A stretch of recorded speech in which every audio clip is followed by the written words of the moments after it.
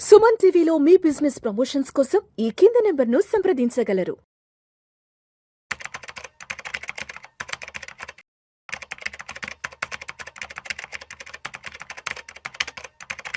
Hello నమస్తే welcome. ప్రస్తుతం మనతో పాటు స్టూడియోలో certified personal financial planner Sairam గారు ఉన్నారు. వీరితో ఈరోజు కొన్ని విషయాల గురించి మనం డిస్కస్ చేద్దాం. హలో అండి సాయిరామ్ గారు. నమస్తే madam. Yeah, so last time మనం డిస్కస్ చేసినప్పుడు 15 ఇయర్స్లో 1 CRని ఎలా ఎర్న్ చేయొచ్చు అనేది చెప్పారు. బట్ చాలామంది 15 ఇయర్స్ వరకు ఆగలేకపోవచ్చు. అంత లాంగ్ టైం అంటే అది కొంతమందికి ఎక్కువ టైం అనిపిస్తూ ఉంటుంది. సో అలాంటప్పుడు 10 ఇయర్స్లోనే మన పోర్ట్ఫోలియోని ఒక 1 CR వాల్యూడ్ చేసుకోవాలి అంటే ఎలా అసలు? సో ఈ రోజుల్లో చాలా మంది క్లయింట్స్ దగ్గర నుంచి 1 CR అనే మాట చాలా కామన్గా వింటున్నానండి. సో నేను 1 CR టర్మ్ పాలసీ తీసుకున్నాను, 1 CR పెట్టి అపార్ట్మెంట్ కొన్నాను, 1 CR హెల్త్ పాలసీ తీసుకున్నాను, అంటే నేను పోర్ట్ఫోలియో ఇన్వెస్ట్మెంట్ స్టార్ట్ చేస్తున్నాను, నా పోర్ట్ఫోలియో 1 CR చేయాలనుకుంటున్నాను. ఇలాంటి కామన్ టార్గెట్స్ వస్తున్నారు. అన్నింటిలో కామన్గా 1 CR అనే వర్డ్ అయితే నాకు ఎక్కువగా వినిపిస్తుంది. సో మనం కరెక్ట్గా ప్లాన్ చేసుకుంటే కనుక 10 ఇయర్స్లో ఈ 1 CR అనేది పోర్ట్ఫోలియోని క్రియేట్ చేయొచ్చు. Okay okay. మనకేంటంటే ఈ ఫినాన్షియల్ అసెట్స్లో 1 CR కనుక క్రియేట్ చేయాలంటే most important thing is the discipline. So మనం సింపులెస్ట్గా మ్యూచువల్ ఫండ్ అనే ప్రోడక్ట్తోనే చూద్దాం. ఫినాన్షియల్ అసెట్స్ అంటే గోల్డ్ కూడా ఫినాన్షియల్ ఫామ్లో రావచ్చు, మ్యూచువల్ ఫండ్స్ రావచ్చు, సో లేదా బ్యాంక్ ఎఫ్డీస్ రావచ్చు. Bank FDs it's very simple. మీరు 50 లక్షలు పెడితే 10 ఏళ్ళకి ₹1,00,00,000 అవుతుంది. అది కాకుండా మనం మ్యూచువల్ ఫండ్ పరిభాషలో తీసుకుంటే 1 CR ఎలా చేయొచ్చు. మనం మ్యూచువల్ ఫండ్లో 2 రకాలుగా ఇన్వెస్ట్ చేయొచ్చు. ఒకటి ఏక మొత్తంలో పెట్టుబడి పెట్టడం, దాన్ని లంసం అంటాం. 2 క్రమానుగత పద్ధతిలో పెట్టుబడి పెట్టడం, అంటే ఎవ్రీ మంత్ కొంత కొంత కొంత ఎస్ఐపి అంటాం. సో ఇప్పుడు ఎస్ఐపితో కనుక చూస్తే కనుక మీరు ఎవ్రీ మంత్ కనుక ₹36,000 మనకి ఈ డైవర్సిఫైడ్ మ్యూచువల్ ఫండ్ స్కీమ్స్లో కనుక ఇన్వెస్ట్ చేస్తూ వెళ్తే కనుక మీకు 10 ఇయర్స్ తర్వాత if you are able to get 15% return, మీకు 1 CR పోర్ట్ఫోలియో క్రియేట్ అవుతుంది. Okay okay. సో ఇక్కడ ఏంటంటే 36,000 ఎవ్రీ మంత్ చేయాలి. ఇలా చేయాలంటే మీకు ఫ్యామిలీకి కనీసం మీకు 1.2 lakhs అలా ఇన్ హ్యాండ్ అనేది ఇన్కమ్ అనేది ఉండాలి. ఒక 35 ఇయర్స్ పర్సన్ అట్లీస్ట్ 1.2 lakhs ఉంటే you can able to save 36,000 per month.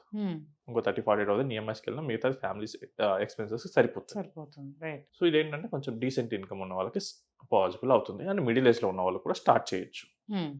అంటే ఇక్కడ మనం 10 ఇయర్స్ పెట్టుకుంటాం. సో కొంతమంది ఏం చేస్తారంటే అంత ఒకేసారి ఇప్పుడు అయితే మేము స్టార్ట్ చేయలేము, నేనైతే కెరియర్ స్టార్టింగ్లో ఉన్నాను, లేదు ఇప్పుడే పెళ్ళయింది, మొత్తం మాకు ఫ్యామిలీ ఇన్కమ్ కూడా మేబీ 1 lakh అలానే ఉండొచ్చు, లేదు మేము అందరూ హైదరాబాద్లోనే ఉండాల్సిన అవసరం లేదు కదా, మేబీ విజయవాడలో ఉన్నాం, వైజాగ్లో ఉన్నాం, తిరుపతిలో ఉన్నాం, ఇక్కడ మాకు అంత ఇన్కమ్ రాదు.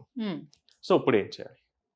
మీరు కనుక ₹25,000 మొదలుపెట్టి ఎవ్రీ ఇయర్ 10% స్టెప్ అప్ చేయండి.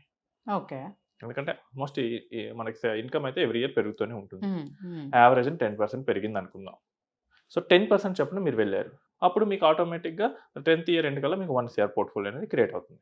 సో ఇక్కడ ఏంటంటే 25,000, తర్వాత 27,500, ఆ తర్వాత 30,000 చేంజ్, అలా ఎవ్రీ ఇయర్ 10% పైన పెంచుకుంటూ వెళ్తున్నాం.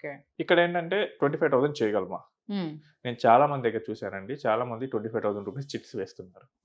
మార్గదర్శి, కపిల్ చిట్స్ ఇలాంటి వాటిలో చాలా మంది వేస్తున్నారు. సో వాళ్ళ ఇన్కమ్ చూస్తే కనుక 50,000-60,000 ఉన్న వాళ్ళు కూడా చాలా మంది వేస్తున్నారు. సో దాన్ని ఇంకొంచెం లాంగ్ టర్మ్కి పెట్టుకోండి. అందుకేంటంటే 48 months చిట్స్ అవి నేను చూశాను, 50 monthsవి.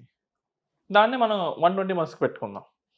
ఓకే. సో 120 monthsకి పెట్టుకుంటే కనుక మనకి మోర్ పోర్ట్ఫోలియో మనకి 1 CR వైపు వెళ్ళడానికి ఎక్కువ ఛాన్స్ అనేది ఉంటుంది. ఇందాక ఏంటంటే పర్సంటేజ్ బేసిస్లో చెప్పాను. సో ఇప్పుడు పర్సంటేజ్ బేసిస్లో చాలా మంది ఏంటంటే అన్కంఫర్టబుల్గా ఫీల్ అవుతారు, ఎందుకంటే they don't have a clarity. ఇప్పుడు 25,000తో స్టార్ట్ చేసి 10% చొప్పున ఎవ్రీ ఇయర్ పెంచుకుంటూ పోవాలి. 6th ఇయర్ మీరు ఎంత చేయాలి? క్యాలిక్యులేటర్ లేదు, it's not a possible thing. ఈ కంఫర్ట్ కోసం మనం ఏం చేసామంటే మీరు 20,000తో స్టార్ట్ చేయండి అండ్ ఎవ్రీ ఇయర్ ₹5,000 పెంచుకుంటూ వెళ్ళండి. ఇప్పుడు క్లారిటీ ఉంటుంది, ఎవ్రీ ఇయర్ నేను కట్టాల్సిన 5,000 extra. So every year 5,000 extra కట్టుకుంటూ వెళ్తే కనుక, అంటే ఇప్పుడు 20,000, నెక్స్ట్ ఇయర్ 25, నెక్స్ట్ ఇయర్ 30 అలా కట్టుకుంటూ వెళ్తే కనుక సేమ్ 10 ఇయర్స్లో కూడా మీరు సాధించగలరు. లేదు ఇదేంటంటే ఇదంతా నేను చెప్పింది ఏంటంటే మంత్లీ ఇన్కమ్ వచ్చే వాళ్ళకి. మంత్లీ ఇన్కమ్ రాని వాళ్ళ సంగతి ఏంటి?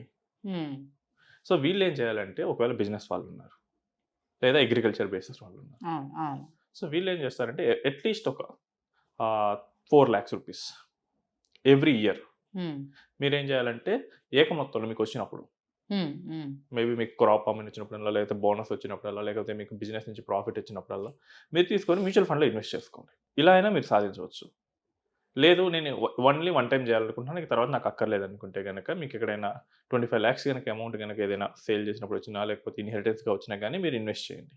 ఓకే. 10 yearsలో మీకు ఆటోమేటిక్గా అదే 1 crore అవుతుంది. సో ఈ జర్నీ చెప్పినంత సింపుల్గా అయితే ఉండదండి. సో వీళ్ళు స్టార్ట్ చేసిన వెంటనే మార్కెట్ 3 రకాలుగా బిహేవ్ చేయొచ్చు. ఒకటి పెరగొచ్చు, 2 పడొచ్చు, 3 అక్కడే ఉండొచ్చు. అవును, అవును.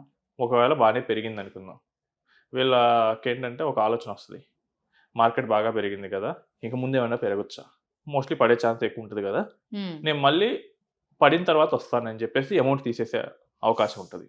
ఓకే. అసలు మార్కెట్ పెరగలేదు అనుకోండి, అక్కడే ఉందనుకోండి, అసలు ఈ మార్కెట్ ఎప్పుడు పెరిగితే తెలియదు, కరెక్ట్గా పెరిగే ముందు నేను వస్తానని చెప్పి తీసేయచ్చు. ఒకవేళ మార్కెట్ పడింది అనుకోండి, దీనికన్నా నేను ఎఫ్డీ చేసుకున్నా బెటరు, లేదు గోల్డ్ ఇలాంటి సైమల్టేనియస్గా పెరుగుతుంది అనుకోండి, దీనికన్నా నేను గోల్డ్లో పెట్టుకుంటా, అలా వెళ్తారు. మార్కెట్ మన పేషెన్స్ని టెస్ట్ చేస్తుందండి. ఇక్కడ మార్కెట్లో ఎవరైతే ఎక్కువ పేషెంట్గా ఉన్నారో వాళ్ళకి మాత్రమే రిటర్న్స్ తీసుకునే అర్హత ఉంటుంది. మార్కెట్లో ఒక సేయింగ్ ఉంటుంది, ఎవరైతే ఇన్వెస్ట్ చేసి మర్చిపోతారో వాళ్ళకి మాత్రం ఎక్కువ రిటర్న్స్ వస్తుంది, లేదా ఇన్వెస్ట్ చేసి చనిపోయిన వాళ్ళకి, బికాస్ వాళ్ళకి ఏం డిస్టర్బ్ చేయరు. సో అసలు మీరు మార్కెట్ని చూసినట్లయితే కనుక 2008 నుంచి 2013 almost 5 years market gave 0 return. Global financial crisis వచ్చి పడిపోయింది, మళ్ళీ అదే లెవెల్కి రావడానికి ఆల్మోస్ట్ 5 years పట్టింది. మధ్యలో వచ్చింది డౌన్ అయింది, వచ్చింది డౌన్, అలా జరిగింది. సో ఈ 5 years పేషెన్స్ టెస్ట్ చేసింది, but 6th year it self market మళ్ళీ రీబౌన్స్ అయింది. మనకు కావాల్సిన యావరేజ్ 12% రిటర్న్ ఆ 1 yearలో సెట్ చేసేసింది. అండ్ మోస్ట్లీ కోవిడ్ టైంలో కూడా అలానే జరిగింది.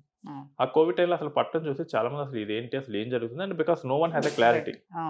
లాక్డౌన్ అన్నారు, అసలు కోవిడ్ ఎప్పుడు పోతుందో తెలియదు, అసలు ఏం జరుగుతుందో తెలియదు, భయంగా ఉన్నారు. But with in a month market started రీబౌన్సింగ్ back. And 2000s మీకు అమెరికాలో అయితే కనుక .com బబుల్ వచ్చింది.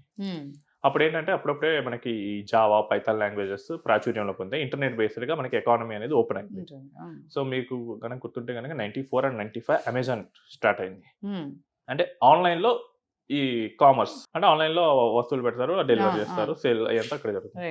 సో ఇలా ఇంటర్నెట్ బేస్డ్ ఎకానమీ అనేది ఓపెన్ అప్ అయిపోయింది. సో అప్పుడు ఏం చేశారంటే ఫ్రాడ్స్టర్స్ ఏం చేశారంటే .com పేరుతో కంపెనీస్ యూఎస్ మార్కెట్లో లిస్ట్ చేసేవాళ్ళు. అసలు ఏం జరుగుతుందో తెలియదు, .com అనే పేరు ఉంటే కనుక కొనేసేవాళ్ళు 94 నుంచి ఆల్మోస్ట్ 2000 దాకా. సో 2000లో ఆ .com బబుల్ బరస్ట్ అయింది.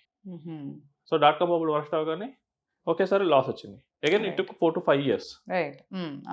అండ్ ఎంత ఉంది కండి మీకు, మైక్రోసాఫ్ట్ ఇస్ ఎ స్టాక్ 1999 నుంచి 2016 వరకు $40 to $50 మధ్య ఆసిలేట్ అయింది. సో ఈ టైంలో కంప్యూటర్స్ పెరగలేదా?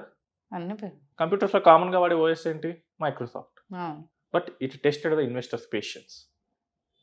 అండ్ 2016లో కట్ చేస్తే ఇప్పుడు $400 to $500 మధ్య ఉంది. సో మార్కెట్ ఎప్పుడు మన ఇన్వెస్టర్స్ యొక్క పేషెన్స్ని టెస్ట్ చేస్తూనే ఉంటుంది. ఎవరైతే లాంగ్ టర్మ్ బిలీఫ్తో ఉన్నారో వాళ్ళకి మాత్రం ఈ రిటర్న్స్ పొందే అర్హత ఉంటుంది. అదే నేను దగ్గర వచ్చే వాళ్ళ దగ్గర కామన్గా చూస్తున్నాను. అంటే వాళ్ళకి ఏంటంటే ఒక ప్లాట్ అన్యూజ్డ్ ప్లాట్ ఉంటుంది, సెల్ చేస్తా అంటారు. ఓకే అండి, మరి మీరు అనుకున్న ప్రైస్ వస్తే కనుక సెల్ చేయండి, సెల్ చేసిన తర్వాత రండి అంటారు.